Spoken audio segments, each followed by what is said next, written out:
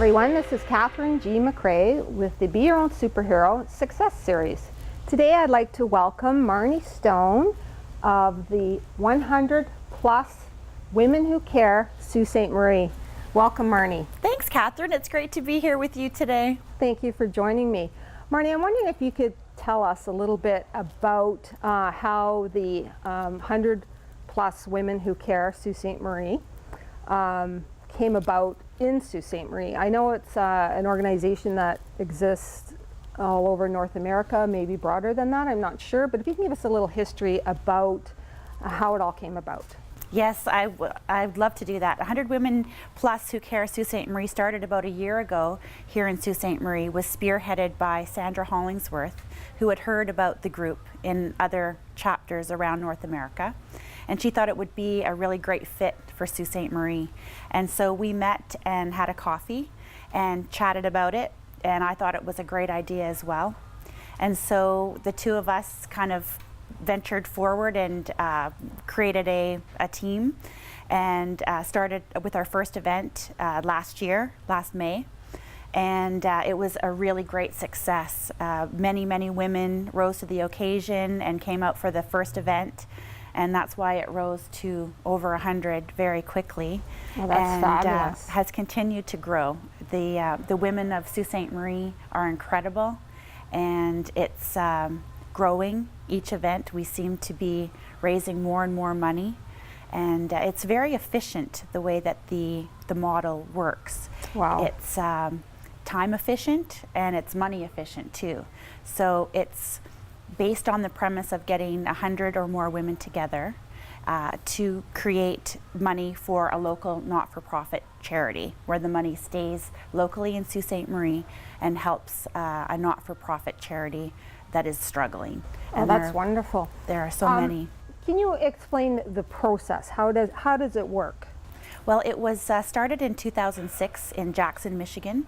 A woman by the name of Karen Dunnigan had the first 100 Women Who Care group, and it started where she knew of some young mothers that were without, baby things that they needed for their children, and she thought, I think I know 10 women who would write a check for $1,000 and help these women, these young mothers. And so as she processed that idea, she thought, why don't I break it down even further and find 100 women who would write a check for $100, and we can still create this $10,000 baseline that was the goal starting out.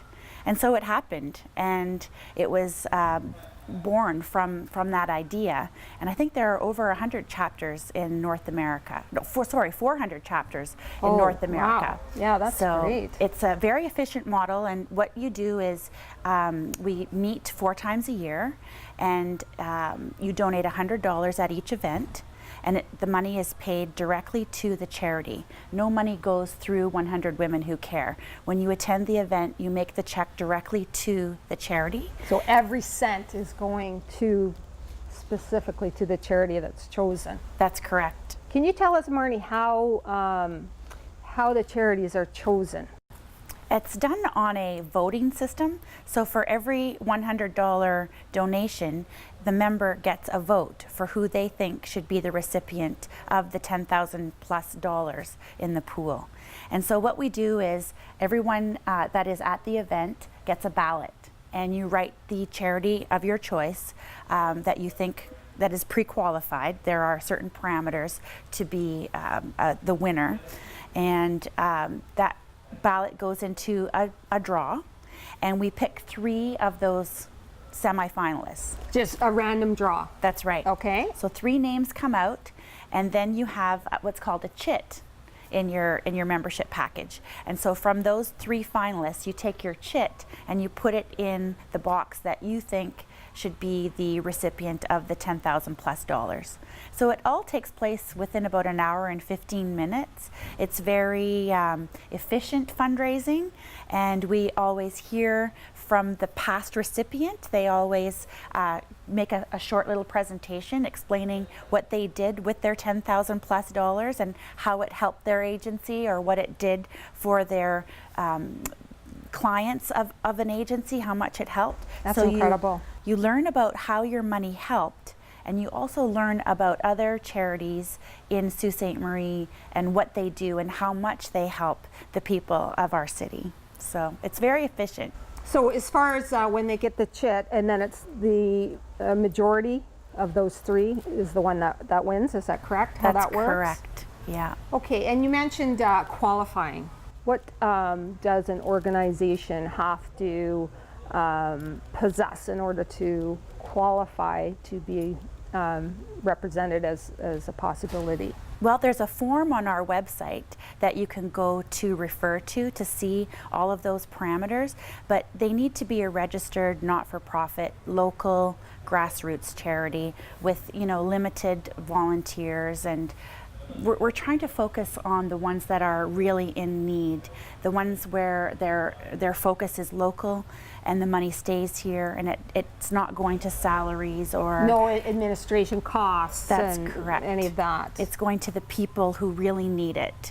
So that's what the parameters are. And on our website, you can go to 100womenwhocaressm.com and you can find all the information on how you can become a member and how you can also apply to have a charity that you might know of that would be a good fit for 100+ women who care. Such an incredible concept. It really is. How many women, is there like a board, or does everyone have an equal part of the membership of the organization, like the structure of the actual organization? How does that work? Well, we have an executive, I guess you could call a committee. There are 7 of us on that committee, and we're all volunteers, and they're fabulous women.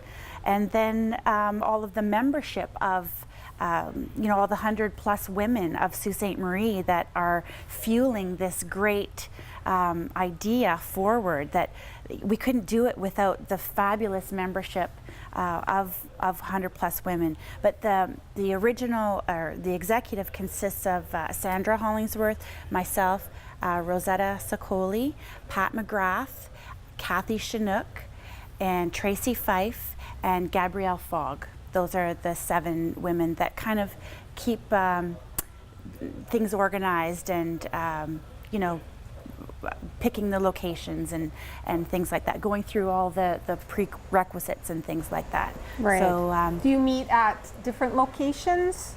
we have, but in the past we have mostly focused on the Marconi Club. Rosetta's been very generous in having the Marconi Club as our host. So that's been working out really, really well. It's good.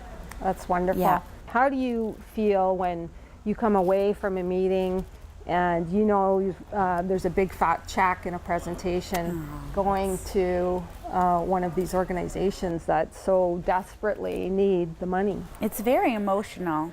It's a wonderful feeling to know that when you get a group of fantastic women together, to see how much good that you can do in a community.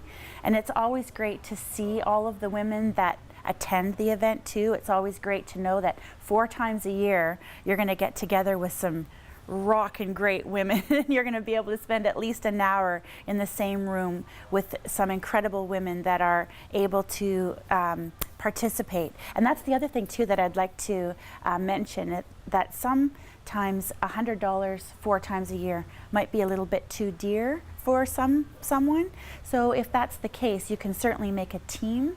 You can have 2 gals at $50 each, or 4 gals at $25 each. Oh, and with okay. the teams, that makes it a little bit more accessible for everyone to be involved. And with each $100 sum, you get just 1 vote. So if you have a team of 4 at $25 each, you would just get the one vote. 1 vote for that. But that is really a fantastic opportunity for people that want to participate, that maybe have some financial restraints at the $100 level, that can still come in, bring their team of fabulous women together that also want to contribute and participate. That's wonderful. I wasn't aware that that was actually part of the program as well. It's a great option, and we have some teams that have been great friends for years, and they make this event as their 4-time-a-year reunion. So they come together with nice. their girlfriends and they attend the event, and it's just about an hour and 15 minutes, and then they go out for dinner after and get caught up and make an evening of it. So it's a great way to make sure that they're going to get together 4 times a year. Oh yeah, and have some fun and just feel so good that you've contributed Absolutely. to an organization in need. Marnie, can you just tell us just a few of the organizations that have been the recipient of 100+ Women Who Care Sault Ste. Marie's contribution?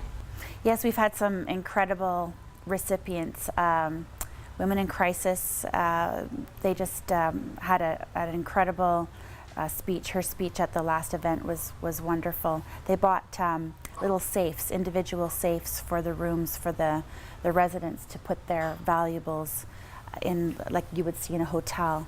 And that was a huge plus for them to be able to provide for their clients a safe space for them to put things that mean so much to them. A safe space and a safe in that safe space. Exactly. Beautiful. So it was something that they had wanted to do for a long time, and they were able to do that.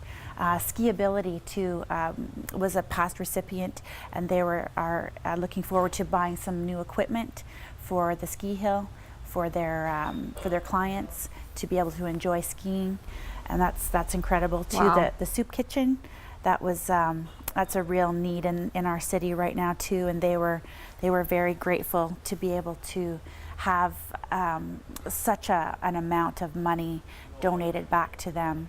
And the Algoma Autism Foundation has been a recipient, and Wow. there's just so many that are in need. I want to thank you, Marnie, for joining us today in the Be Your Own Superhero Success series. Obviously, this organization, 100+ Women Who Care Sault Ste. Marie, is a fabulous success and will only continue to grow. Thank you so much for being here today and sharing it with us. Thank you, Catherine, for having me, and thanks to all the fabulous women of Sault Ste. Marie that are a part of this amazing group, and we look forward to meeting other ones that would like to join as well. So come join us. It's a great group. Thanks. Thank you so much. Wonderful. Thank you, Marnie.